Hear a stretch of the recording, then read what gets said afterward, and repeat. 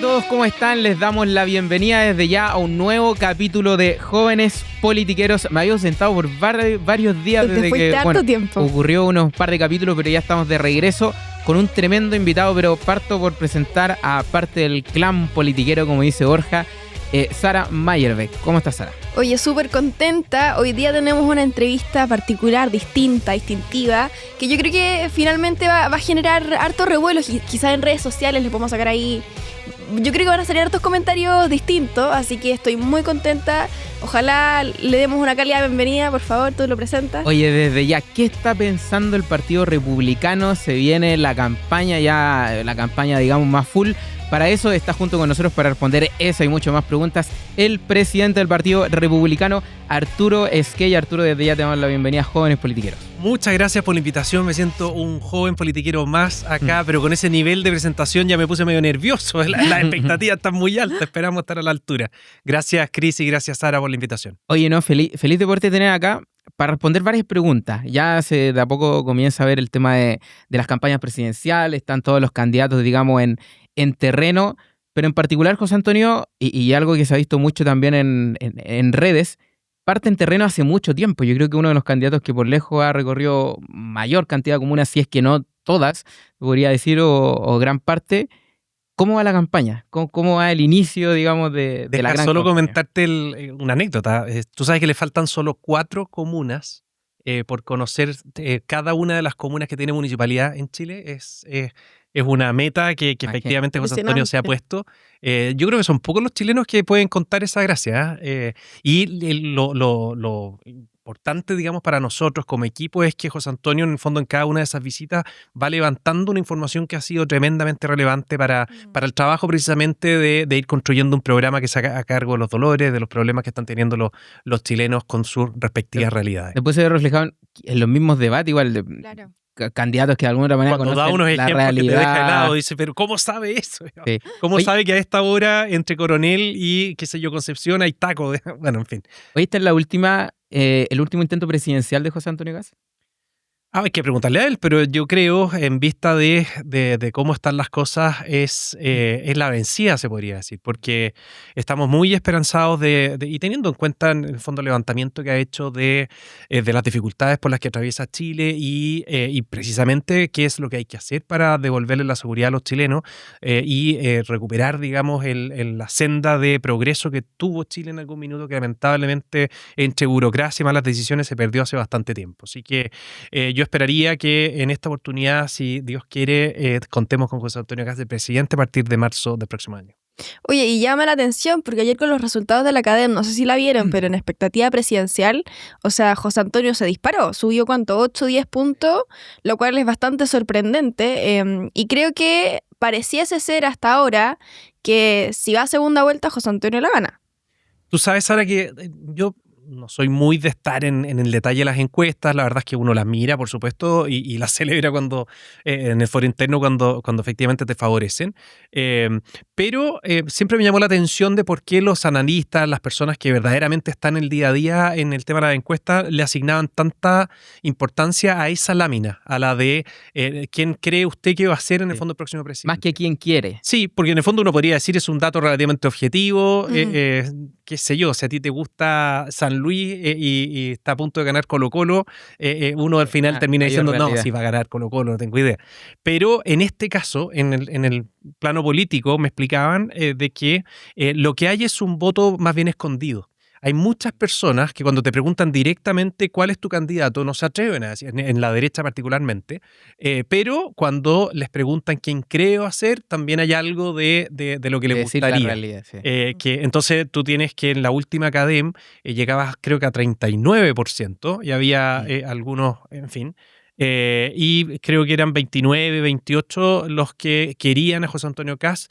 Por lo menos hay que sumarle unos 3, 4 puntos adicionales de ese voto escondido claro. que en el fondo, claro, ¿no? Ya nos da cuenta de estar arriba de los 30 y tanto, cosa que suena bastante bien para estar recién inscribiendo dentro de los próximos días la candidatura. Eso a todos nosotros nos tiene muy esperanzados. Oye, todo un punto, el tema de las encuestas, yo me he fijado, no sé, vemos Black and White, Pulso Ciudadano, Criteria, Cadén. tú influyes en gran parte de la encuesta, incluso en la Cosa Nostra. Sí. José Antonio Kast gana en segunda vuelta a Janet Jara. Y también es un punto en relación, y aquí quiero entrelazarlo con la importancia de ir llegando al mundo popular. Nosotros tuvimos el programa pasado a Longueira, que le hablaba un poco el inicio de la UDI, cuando, digamos, comienza a llegar a las poblaciones. ¿Por qué cree Arturo Esquella, como presidente del Partido Republicano, que el partido ha logrado llegar a las poblaciones? O sea, yo siendo de Cerro Navia, tuvimos el primer concejal republicano, lo cual hace años atrás por lo menos era impensado, teniendo en cuenta también la tendencia que se tiende a llevar en comunas populares. No es casualidad, porque el foco precisamente lo hemos puesto en quienes necesitan más la presencia de quienes están tomando las decisiones en el país. Si tú te fijas y empiezas a analizar de dónde son nuestros parlamentarios, son precisamente los lugares más populares de Chile, los lugares más vulnerables. Claro. El día a día de un parlamentario nuestro, de un concejal, está indisolublemente ligado con actividades en el plano de lo social. La verdad es que para nosotros esa es una motivación de las más importantes que tenemos. O sea, el decirle a una persona que se siente desamparado totalmente, que vive la angustia de que ya ni siquiera sus hijos pueden salir de su casa porque en la multicancha a la esquina, en el fondo, ya está el narco muy presente.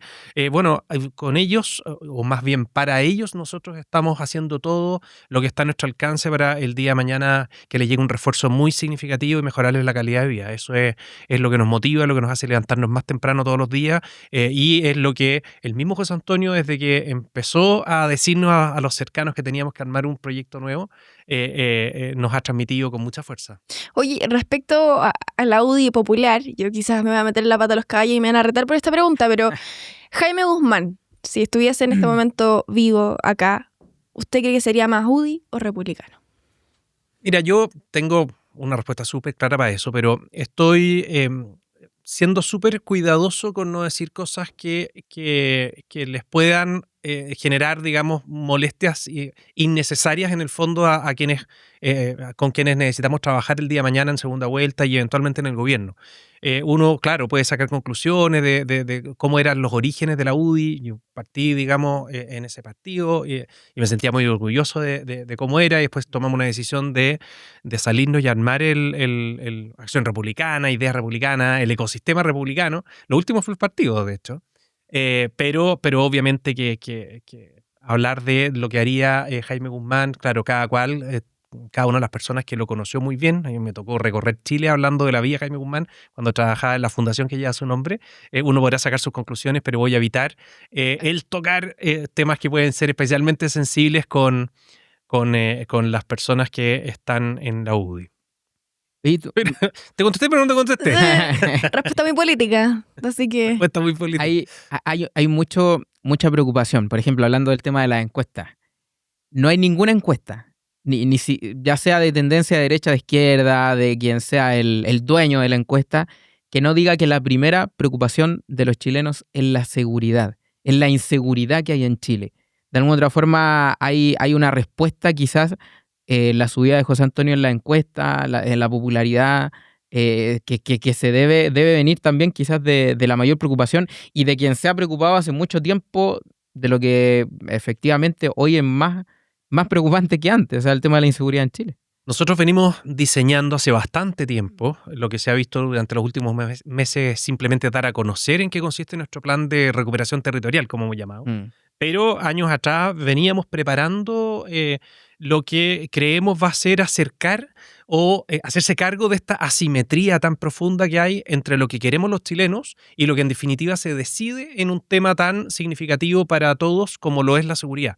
No quiero ponerme latero ni caer en la lógica media académica, pero sí es importante para quienes están viendo esto saber que la principal amenaza que tenemos hoy día en Chile en materia de derechos humanos, derechos fundamentales, es precisamente la transcriminalidad. Y si nosotros no nos hacemos cargo ahora, vamos a llegar a un punto de no retorno que está a la vuelta de la esquina. Si es que uno hace el seguimiento de cómo fue entrando el crimen organizado a los distintos países de Latinoamérica, en Chile se ha avanzado infinitamente más rápido que en otros lugares. Nosotros nos instalamos, fuimos con José Antonio Kast, con el general Basaletti, con el diputado Araya, fuimos a estudiar cuál fue la fórmula que aplicaron en El Salvador para pasar de un país que tenía el triste récord de 105 homicidios por cada 100.000 habitantes a 2,4 homicidios por cada 100.000 habitantes, que es algo para quienes hemos estado involucrados en el estudio, digamos, de la criminalidad y la manera, digamos, de abordarla es realmente sorprendente. Nos instalamos allá, nos entrevistamos con todos los equipos, con los mismos ministros dirigían los estudios, los 3, 4 ministros que están a cargo del plan, y nos dimos cuenta de que eso perfectamente se puede hacer en Chile. Chile puede ser, yo no quiero caer en la arrogancia del país más seguro de Latinoamérica, pero por de pronto volver a la realidad que tuvimos durante mucho tiempo. Uno de los países más seguros de Latinoamérica. Tenemos mejores condiciones, estamos partiendo de no tan abajo como El Salvador, tenemos más recursos que ese país. Si ellos lo lograron, nosotros perfectamente lo podemos hacer. Y la clave, y esta es la pregunta que al final le hacíamos a todos los equipos con los cuales nos entrevistamos allá, la clave es la determinación del presidente. Un presidente que sabiendo que está haciendo lo correcto, que cuando te eligen presidente de la República, tú estás recibiendo el poder de ejercer o de dar las instrucciones necesarias para el uso de la fuerza, a la cual todos en una sociedad renunciamos para entregársela al Estado, y al final del día la autoridad política, el presidente de la República, es el que en definitiva dice, mire, acá el que tiene que estar encerrado es el delincuente y al que hay que proteger es a la persona, a la familia, en este caso chilena. Oye, No, sorry, pero... no. O sea, realmente gran valor. Pensar que en su momento los llamaban locos por pensar en hacer una zanja y hoy día tienen la zanja hecha. O sea, yo creo que efectivamente fueron de los primeros, de los pioneros en dar a conocer el tema y de plantear soluciones factibles como tal, porque yo creo que los megáfonos ya nos dimos cuenta que no funcionan. Oye, eso dice relación quizá, como para poner sobre la mesa, el sentido de conciencia del chileno. Porque antes efectivamente había mucha burla con ciertas propuestas. Hoy creo yo que quien hace el ridículo es aquel que dice que es una mera percepción. Y ya cada vez se va acabando menos ese discurso porque la realidad les pega.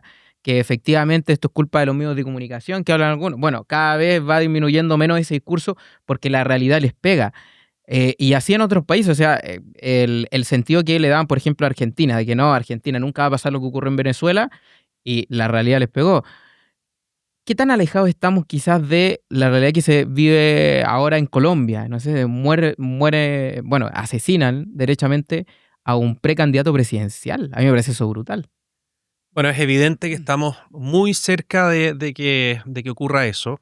Años atrás a nadie se le habría ocurrido que había un secuestro cada 24 horas. Sí.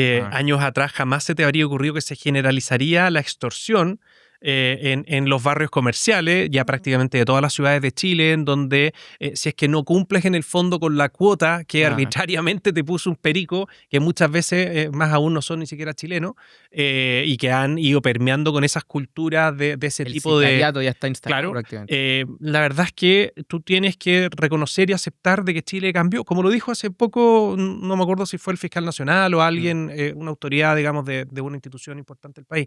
Chile cambió y hay que hacerse cargo. Sí. O sea, si es que los políticos chilenos van a actuar en función del temor que le tienen a los tribunales o a los organismos internacionales que no reconocen y no aceptan que el principal riesgo viene en cuanto, digamos, al ataque, a la vulneración de los derechos fundamentales, viene de la transcriminalidad, porque ellos dicen, no, si los derechos humanos solo pueden ser infringidos o afectados por El los Estado. estados, dicen. No, una cosa es que los sistemas internacionales persigan, digamos, o tengan como sujeto pasivo a los estados, pero tú tienes los ordenamientos internos para combatir a quienes están afectando los derechos tuyos y de todos quienes nos están viendo. Y respecto a esta frase que causó revuelo, que bastante cómica, por decirlo de una otra forma, Janet Jara, que esto se resuelve con amor. No sé, yo creo que es tu momento para dejar claro como presidente del Partido Republicano por qué esa no es la frase ni ¿Cómo lo que se necesita resuelve? Chile en este momento. Janet Jara es verdaderamente la antítesis de lo que necesita Chile. Lo que necesitamos es reivindicar el uso de la fuerza por parte de nuestras autoridades policiales. Lo que necesitamos es restablecer el sentido de autoridad, y ella se ha dedicado particularmente durante los últimos años a hacer exactamente lo contrario. Hoy día está cambiando su discurso, está cambiando la manera de actuar, pero ¿quién fue en la que instaló una lógica promoviendo una organización que se dedicaba a desarmar a las policías policía, estoy hablando del no más lacrimógena, quién fue la que presentó en su calidad de abogado acciones en contra, digamos, de las policías en vez de estar de su parte, cuando las estaban atacando sistemáticamente mientras nos defendían de los que incendiaban las calles. ¿Quién fue la que formó parte de este movimiento matapacos con poleras y haciendo, digamos, alusión a algo que al menos en lo mínimo, de la manera más light que uno lo pueda mirar, sembraba el odio en contra de nuestras policías? Eso es Janet Jara. Eso es la militante comunista que hoy día está siendo la cara visible y la supuesta, digamos, sucesora de Boric y de todos quienes han destruido lamentablemente este país. Así que eso es lo que tenemos al frente. Y cuando de repente me dicen, bueno, pero ¿por qué en el fondo, no sé, ponte tú un tiempo, ya ha ido pasando con los días, pero la lista única y qué sé yo, y las peleas como internas en quienes pensamos relativamente parecido estando en la oposición? Claro. La verdad es que cuando alguien se pierde un poco, yo les recomiendo recordar a quién tenemos al frente. Y al frente tenemos a una militante del Partido Comunista que ha sido una de las principales portaestandartes de la persecución a nuestras policías en todos los ámbitos. Absolutamente. Ahí hay un punto que tiene que ver como que con este factor de la unidad, pero está por un lado la parlamentaria y está por el otro lado la presidencial. No se han perdido en el discurso, en el sentido de que en segunda vuelta efectivamente se apoya a quien pase a competir en contra de Janet Jara, entendiendo la lógica del temor que hay efectivamente que tengamos un presidente comunista. Pero sin ninguna duda, nosotros lo hemos dicho desde el día 1, no nos vamos a perder pero ni un milímetro en Esto que suma... hay que apoyar a la persona que pase segunda vuelta. Y yo recomiendo humildemente, no soy quien para andarle dando consejos a las otras candidaturas, pero creo que para todos quienes se imaginan a Janet Jara de presidenta, les gustaría ver un compromiso explícito de todos los candidatos de la oposición de hoy, quienes están, digamos, en la oposición, de que sin dudarlo van a apoyar a quien pase segunda vuelta. Eso es muy importante. Yo, para ser franco, miro con bastante tranquilidad, entre comillas, porque lo dicen entre líneas, las dirigentes o los directivas de los partidos que en este caso están detrás de la candidatura Chile Vamos, me da la impresión de que no se perderían, pero también las candidaturas son importantes. Ya lo vimos hace 4 años, sí. el efecto que generó que no se quisiera sumar el candidato de ese bloque político. Viendo credenciales democráticas y todo aquello. Tiendo a creer que no pasaría lo mismo en ningún caso. Claro. Estamos hablando de personas de niveles distintos, una persona que, estoy hablando de Ley Matei, una persona que ha dedicado su vida al servicio público, jamás en el fondo se perdería, pero le haría bien a los chilenos, particularmente quienes somos de oposición, escuchar, decir, mira, yo sea quien sea, si no me toca a mí pasar la segunda vuelta, voy a estar ahí. Claro. Así que me da la impresión de que eso sería bueno que ocurriera en algún minuto. Y entender que la pelea sea con el de enfrente, no con el de al lado, que yo creo que es fundamental, que algunos quizás no han sido capaces de hacer. Y la pelea previa, entre comillas, porque ganar la elección, de ahí estamos recién empezando. El 11 de marzo empieza el rock and roll. Y me refiero, digamos, a que todo lo que nos hemos preparado no tiene que ver con ganarle al candidato A, B, C o D. Eso es un paso previo para empezar la recuperación territorial en el país. Yo sé que suena hoy día, en época como estamos empezando, digamos, las campañas y todo eso, suena como más bien a eslogan lo que acabo de decir. Pero Sara y Chris, yo les digo muy en serio, lo que vamos a empezar a vivir a partir del 11 de marzo en términos de la recuperación del orden, la paz y la tranquilidad es algo que no se ha visto en Chile. Y existe una persona que se llama José Antonio Kast que está dispuesto a encabezar a ese equipo de personas que se han preparado la vida entera para combatir al enemigo, en este caso, que es el crimen, que son los terroristas, que son los narcotraficantes. Me refiero al equipo de seguridad. Estoy hablando del general Vial, general Basaletti, del contraalmirante Parga. Está todo lo que necesitamos. Lo que hoy día lo único que falta es el espaldarazo final de la ciudadanía y eso esperamos que sea el 16 de noviembre y en segunda vuelta, por supuesto. Oye, en relación a eso, el tremendo equipo que se ha ido formando en el sentido de, bueno, tenemos a Carter, se suma ahora como, digamos, a la senaturía, está Vial, está Basaletti, tenemos quizá alguna primicia más, alguien que se vaya a incorporar, digamos, a los equipos de José Antonio.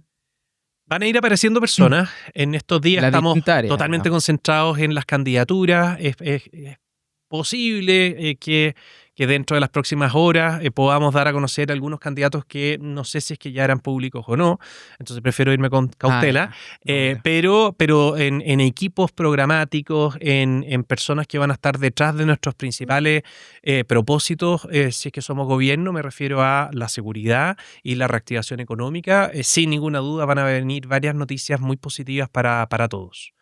Estamos como muy concentrados en el tema seguridad, pero tú sabes que hemos llegado a la conclusión de que existe un común denominador para lo que queremos hacer de manera radical en seguridad, también se replique en términos económicos, que es la determinación.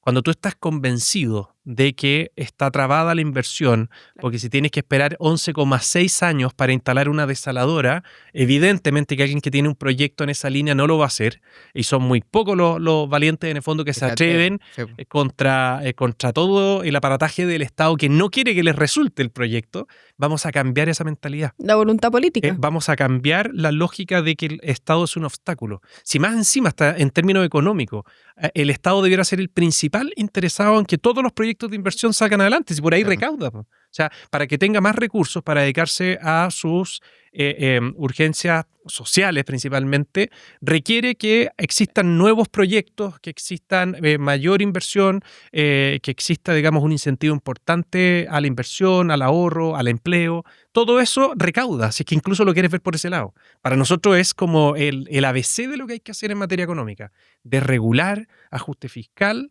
y una baja significativa en materia tributaria que le diga a los chilenos: el Estado se va a quedar con lo justo, con lo que corresponde, va a hacernos cargo de lo que es común, pero no le va a poner problemas ni se va a quedar con la mitad de lo que usted logra vender, digamos, con tal de recaudar más, porque al final basta tener nociones básicas de economía para saber que eso al final termina generando un desincentivo muy profundo a la inversión más que recaudar más. Y pareciera ser que la candidata comunista no lo va a hacer, que más allá de una continuidad del gobierno. Hay una frase muy buena de Janet Jara donde dice: primero, no mentiré, y segundo, no se asusten, yo no les voy a expropiar. Te los prometo. Hay un video parecido, esta vez diciendo: no los voy a expropiar. Ya sabemos lo que pasó. Entonces es importante dejar clara la línea que Janet Jara es contrario a todo lo que ustedes y lo que Chile necesita en este momento, que es continuidad del gobierno más encima. Ella habla de redistribución y pone el foco en ello, pero la redistribución requiere, digamos, un elemento básico previo, que es el crecimiento. Si tú quieres redistribuir, efectivamente tú necesitas crecer. Claro. Acá no vamos a inventar la rueda nosotros, es cosa de analizar un poquito la historia de qué es lo que hay detrás de la lógica del Partido Comunista en materias económicas.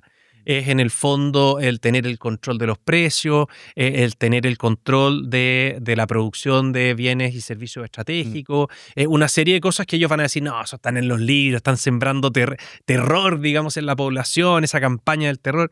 No, es cosa de revisar en el fondo hacia dónde han ido a parar los dardos de la acción incluso que ha tenido ella en el pasado como ministra, o las personas que son más representativas del Partido Comunista en la historia reciente en Chile.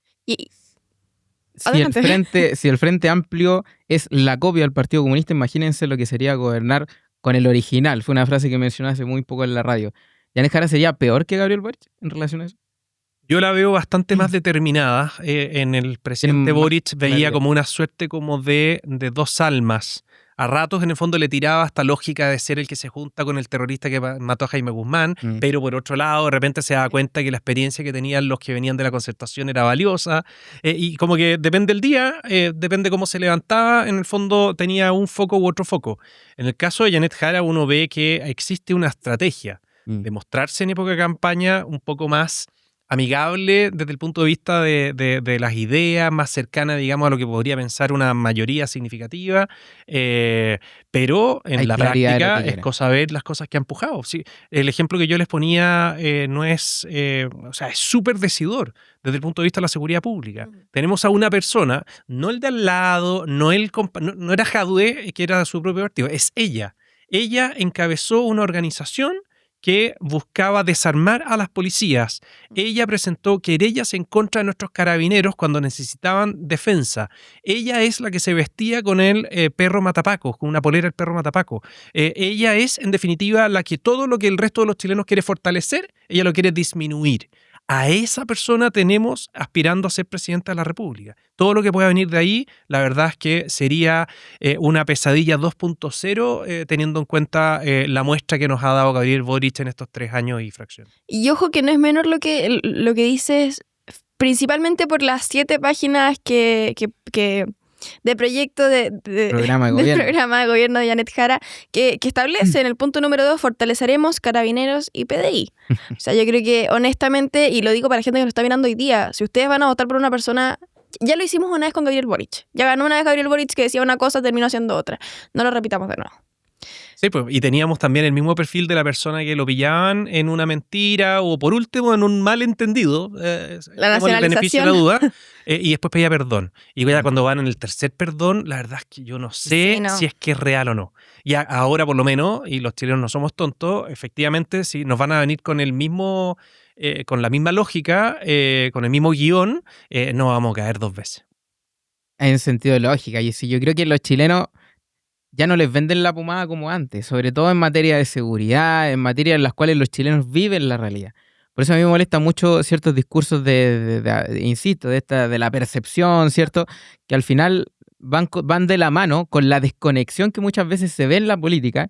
Y creo que en gran medida la subida de José Antonio Kast, ya sea en las encuestas, en la popularidad, digamos, en el discurso, tiene que ver netamente con un sentido de realidad. Y yo creo que efectivamente eso también se ha visto en las mismas propuestas.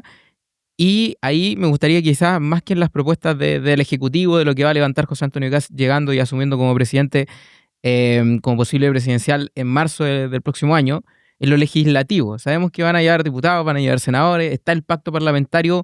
¿Cuáles van a ser las primeras prioridades, se podría decir, en lo legislativo, en lo que representa la Cámara? Mira, voy un paso más atrás para que encaje la pregunta con la respuesta. En lo normativo te lo voy a cambiar. Yeah. Porque los primeros pasos que queremos dar no son estrictamente de ley. O sea, los vamos a presentar esos mismos días, los primeros días de gobierno, si es que llegamos a ganar. Pero hay mucho que hacer. Hay un equipo de personas, tanto en materia económica como en materia de seguridad. Dentro de los equipos hay personas que están exclusivamente viendo cuáles son las teclas que hay que apretar precisamente en el contexto de la potestad reglamentaria. Es decir, lo que uno puede cambiar vía administrativa. Ponte tú.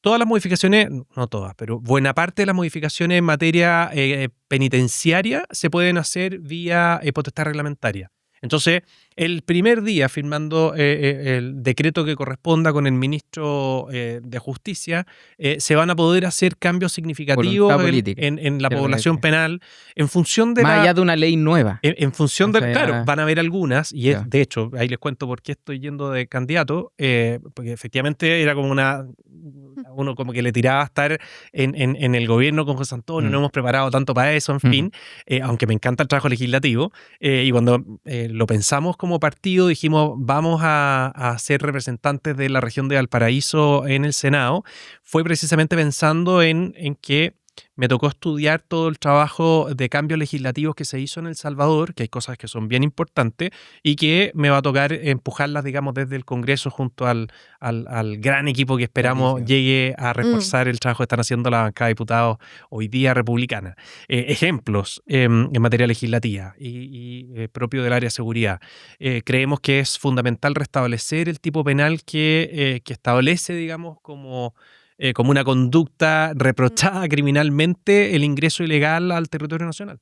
O sea, eso que existió en algún minuto, que existió con un estándar bastante débil, nosotros creemos de que tiene que ser lo suficientemente poderoso para poder dejar privados de libertad a las personas retenidas y quizás con una conmutación que te permita que puedan abandonar voluntariamente el territorio nacional y no puedan ingresar dentro de los próximos 10 o 20 años. Y ese tipo penal...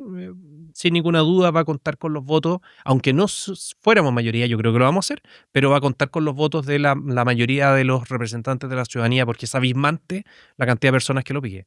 Otra más, en función del crimen organizado, algo que lo estudiamos muy en detalle en El Salvador, tú tienes que sancionar penalmente la pertenencia a la organización. Algo así como la asociación ilícita, que tiene una pena muy baja, tú tienes que darle el mayor estándar posible de sanción por el solo hecho de ser parte solo hecho de ser parte de esa organización. ellos crearon una ley que proscribe las bandas, las maras, las pandillas, las bandas criminales de ese tipo, y cuando la organización criminal apuntaba al propósito de esas que están descritas en esa ley, inmediatamente le aplicaban entre 20 a 30 años. Entonces, si bien tú ya tienes un delito base que opera por sí mismo, además adelantas o anticipas la labor policial. Claro. Porque esa persona ya está, no hay que esperar que cometa el delito. haya una denuncia Claro. o una querella por extorsión, sino que por el solo hecho de existir, una coordinación. Entonces, ahí tú trasladas todo al trabajo de inteligencia y tú mapeas y empiezas a identificar, y ahí el rol de nuestras policías es fundamental, dónde están ubicadas estas personas y las capturas en función de la fuerza policial reforzada, digamos, con las fuerzas armadas que fuera necesario. Con nuestros funcionarios del GOPE, que tienen un estándar realmente increíble, sería suficiente, pero son apenas 300 en todo Chile. Hoy día los operativos, cuando hay redadas o temas en lugares más complejos, efectivamente son... En todo Chile, 300. En todo Chile, sí. Sí, es muy poco. Pero tienen un nivel de reconocimiento internacional de la formación que les dan, que lo que creo, digamos, sin ninguna duda hay que hacer es reforzar significativamente la cantidad de personas que entran a ese programa. Y pareciese ser que con respecto a seguridad, Rodolfo Carter va a ser un gran aporte en cómo desvincular o desmantelar en general estas bandas, como lo hizo en la Florida. Sí, pues imagínate que con apenas las atribuciones que contaba él como alcalde, con un municipio, que es algo muy menor comparado con el poder que tiene un presidente de la República. Pero al final tú te das cuenta que la determinación y la valentía son la piedra angular de los cambios que tenemos que hacer en materia de seguridad. Por eso a Rodolfo Carter le pedimos, bueno, no solo que fuera parte del equipo de seguridad, sino que además va a asumir un rol muy importante, como hemos dado a conocer los últimos días, en el Senado, si es que los vecinos de la Araucanía lo estiman así, nosotros esperamos que sea así, en una dupla que realmente es muy buena, los conozco muy bien a los dos, con Ruth Hurtado, nuestro secretario general, y Rodolfo Carter. Yo creo que tenemos mucho que esperar de esa dupla parlamentaria, ojalá los dos en el Senado el día de mañana, y ojalá me sume yo también, con eso y junto al resto podemos hacer un trabajo muy en la línea de lo que va a estar haciendo el gobierno. Oye, a propósito del tema legislativo, yo no quiero dejar pasar, yo estudié administración pública, y hay una crítica quizás en gran parte de aquellos que se ha venido dando, sobre todo con el tema de las licencias médicas, la cantidad de funcionarios, etcétera, con el estatuto administrativo. ¿Qué opinión tienen en referencia a mantenerlo, a hacerle modificaciones?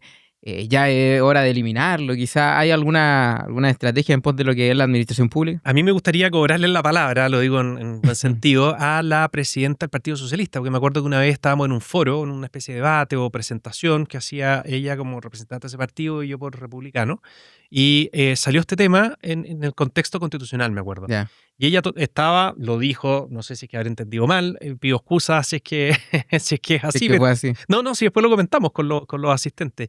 Dijo que también estaba muy de acuerdo en que el sistema, que quizás en algún minuto tuvo algún sentido, hoy día está totalmente perverso. O sea, la lógica de tener un tratamiento distinto al funcionario público, con reajuste, con la inamovilidad y con tantas cosas, ha hecho que se genere un efecto que es muy negativo para la eficiencia del Estado, para el bolsillo del Estado y también para la fuerza laboral en su conjunto. Los reajustes que tiene el sector público distan mucho de lo que efectivamente una pyme puede verdaderamente hacer. Y en general se toman como referencia el reajuste del sector público para hacer los reajustes en el sector privado. Entonces, hay un tema ahí que es muy dramático. Hablábamos de la herencia que van dejando los distintos gobiernos. Buena parte, digamos, de los contratados a contrata o los que entran, digamos, a honorario, son personas que se las arreglan para irse quedando en el Estado, y ahí tú ves cómo cada gobierno ha ido dejando su herencia, de cualquier sector político. Sí. Van quedando y el Estado ya está representando más o menos como 1 millón de personas, de funcionarios públicos, son como cercanos a 1 millón de personas, y la fuerza laboral, corrígeme tú, Cris, será ¿de cuánto? Si somos 18 millones, habrán 10 millones. Ahí está el punto también en lo mucho que cuesta sacar, no digo que a todos los funcionarios públicos, no hay una generalidad, pero al mal funcionario público. Lo que ocurrió con la licencia, lo que... Sí, pero tenemos De una hecho, buena noticia. Ahí está Hay el una punto gran noticia para los con la próximos Contraloría, años. ¿no? Exacto. No hubo que cambiar una coma a las leyes para que con Era determinación, voluntad. Que era lo que efectivamente Sí. y con voluntad, y sin temor en el fondo a la persecución o al que dirán, la Contralora está dando cuenta Mayor de apoyo que, a la Contraloría en un próximo de gobierno. todas maneras, o sea, cuenta con el respaldo, es una institución obviamente que se dedica a estudiar la legalidad y a preservar, digamos, la legalidad de los actos que se realizan en el gobierno, digamos, y sin ninguna duda, en el fondo, cuenta con todo el respaldo. Absoluto. Tenemos que invitar a Dorothy Pérez. Estaría muy bueno, en verdad. La entrevista no me he fijado. Sí. ¿Cómo? No, yo creo que no. Yo creo que no. No, yo sé. creo Eso que habla no. bien también. Sí, Sí. bien ahí parcial. Seriedad. Sí. Sí, no. ¿Sabes qué? Respecto a lo que me estaba acordando con la pregunta de Chris, yo creo que las 3 grandes reformas de Michelle Bachelet II creo que fueron uno de los primeros escalones a la perdición, por decirlo, en Chile. En particular, hablo por la educación de Chile, que yo creo que los liceos públicos cada día están peor, lo cual es bastante deprimente. ¿Tienen algo pensado respecto a los estudiantes, a los niños, que lamentablemente Contrarreforma, una podría ser, ¿no? contrarreforma o algo relacionado? Lo primero es algo que afortunadamente ya se lo he escuchado a varios candidatos y eso es muy bueno. O sea, si hay algo que los expertos te dicen que hay que ir corrigiendo es precisamente el cuidado con la primera infancia. Estoy hablando de la sala cuna universal. Estamos hablando de que no se genere una brecha que no solo afecta, digamos, los primeros... las primeras relaciones, digamos, que está teniendo en el sentido, digamos, para con la sociedad, ese nuevo integrante de la misma, sino que también tiene una repercusión muy fuerte en lo que es la empleabilidad o la disposición, digamos, a formar parte de la fuerza laboral por parte de sus padres. Y muchas veces, la inmensa mayoría, recae, digamos, en la madre. Y va generando también un perjuicio muy profundo en la fuerza laboral femenina que están disparados los índices de desempleo.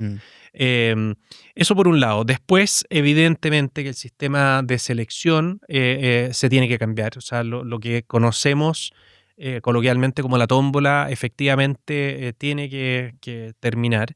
Y algo que es muy significativo es devolverle las herramientas y las atribuciones Totalmente. a quienes dirigen los establecimientos, a quienes efectivamente están en el aula, para que se respete las decisiones en el fondo que están por de pronto en los reglamentos de convivencia escolar. O sea, no puede Respeta ser la que alguien que autoridad. golpea a un profesor no lo puedan expulsar. O sea, uno dice, oye, pero ¿cómo estábamos hablando de educación? Acá me está hablando de... Sí, pero es que tiene mucho que ver. Sí. Tiene mucho que ver de que si es que vamos a mirar el techo cada vez que alguien hace algo inadecuado y que evidentemente está afectando el clima académico o de estudio y la convivencia escolar, efectivamente esa persona tiene que tener sanción, tiene que haber, digamos, disciplina. La disciplina es un elemento que es fundamental para sacar adelante a los jóvenes. El tirar, o sea, el intervenir desde el punto de vista de esta centralización que se hizo de la administración en materia educacional, efectivamente es de más largo plazo, pero tú alcanzas a hacer mucho en el corto tiempo, particularmente con aquellos establecimientos o zonas territoriales que no han ingresado todavía a los SLEP. En fin, vamos a dar a conocer, no quiero adelantar mucho porque después me van a retar los encargados. Hay gente que está pensando desde hace mucho tiempo por dónde van a ir las líneas.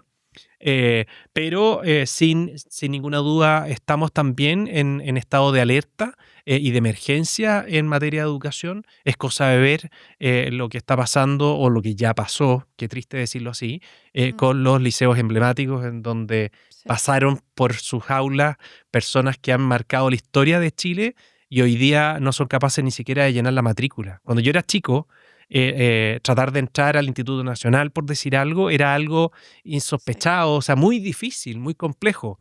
Y claro, ahí a alguien brillante se le ocurrió que no se podía seleccionar, que el mérito daba lo mismo. Y ahí está. Tú tienes, digamos, intervenido por adultos, como se ha dado a conocer el último tiempo, que ingresan, digamos, con sus lógicas activistas políticas, que capturan a estos jóvenes y el resultado es que toda la comunidad educacional pierde su oportunidad. Hasta hace muy poco un profesor rociado con benzina O sea, y se ha perdido el respeto a la autoridad, se ha perdido En el el respeto INBA a fue los sobre profesores, y se ha perdido respecto a los lo mismos mismo, carabineros. Se ha- pareciese ser que estamos enseñando que los actos no tienen consecuencias. O sea, más allá de la crisis de autoridad que hay en los colegios, hay que ver el Estado. O sea, la administración de Boric indultando a gente que cometió delitos durante el estallido social. Estamos enseñando que por cometer un delito, por hacer algo que está como tal mal, la gente ya no tiene consecuencias. Yo creo que eso es tremendamente peligroso en torno a la seguridad.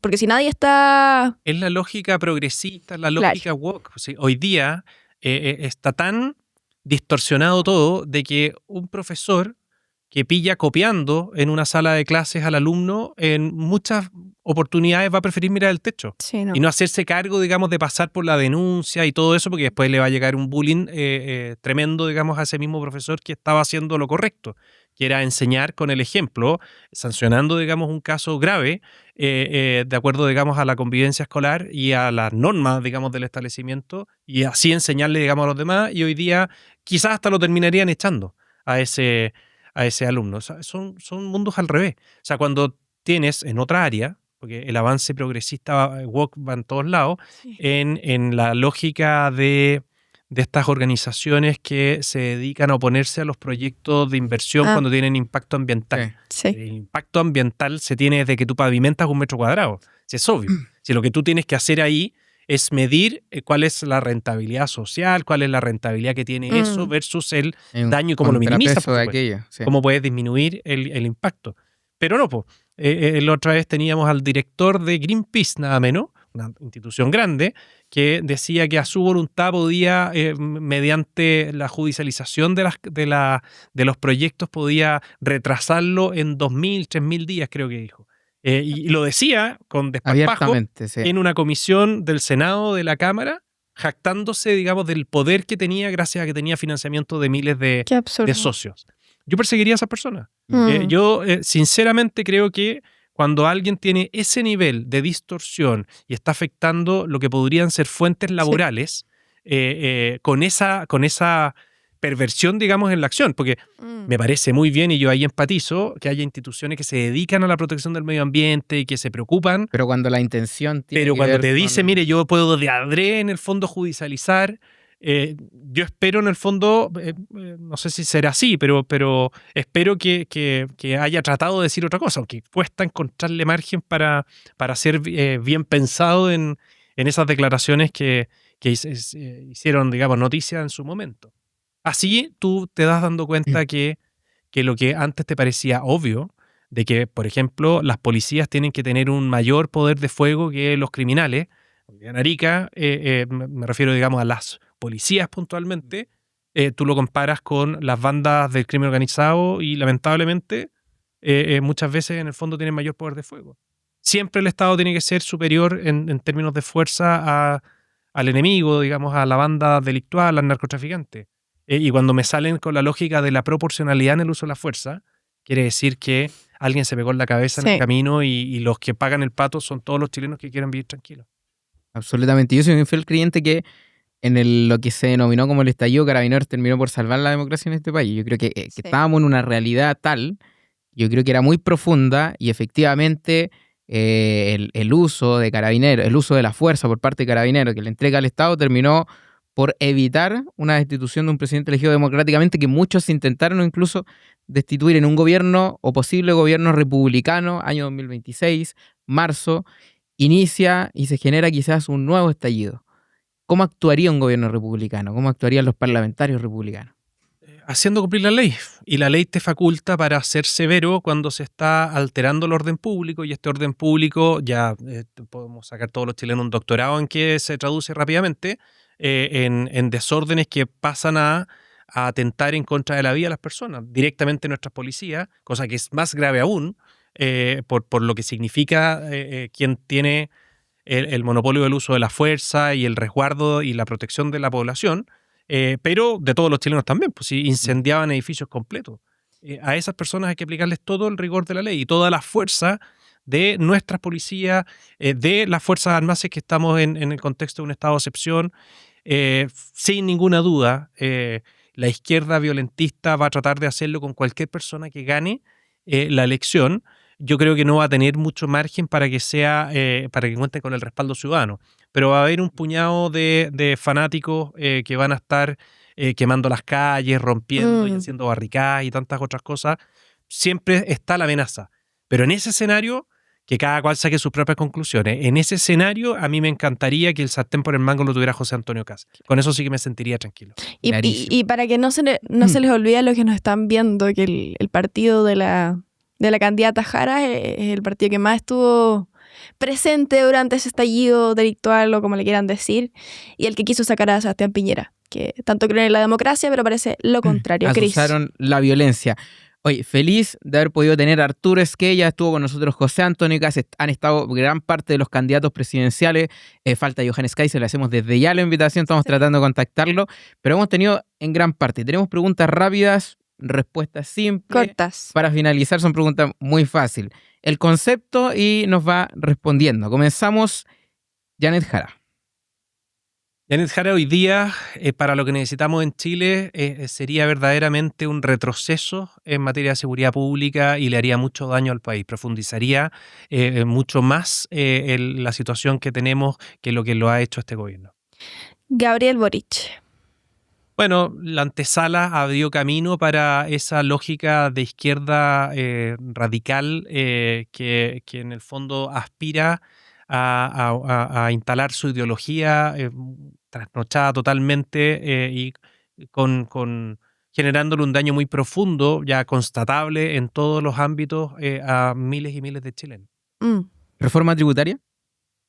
La reforma tributaria de la época de Bachelet, si te refieres a esa, yo creo que fue el peor de los pecados que tuvieron los partidos de la oposición de ese entonces, me refiero a Chile Vamos, con esta lógica del acuerdo por el acuerdo, y que decía, no, o sea, hay que darle tiempo y qué sé yo creo que en eso cometieron, junto a la baja del quórum de la Constitución, los dos grandes pecados más grandes en el fondo que tienen. Reforma de pensiones. La reforma de pensiones es meterle el dedo a la boca a los trabajadores, es quitarle plata a la fuerza a quienes más lo requieren, lo necesitan, para cumplir con sus propósitos políticos.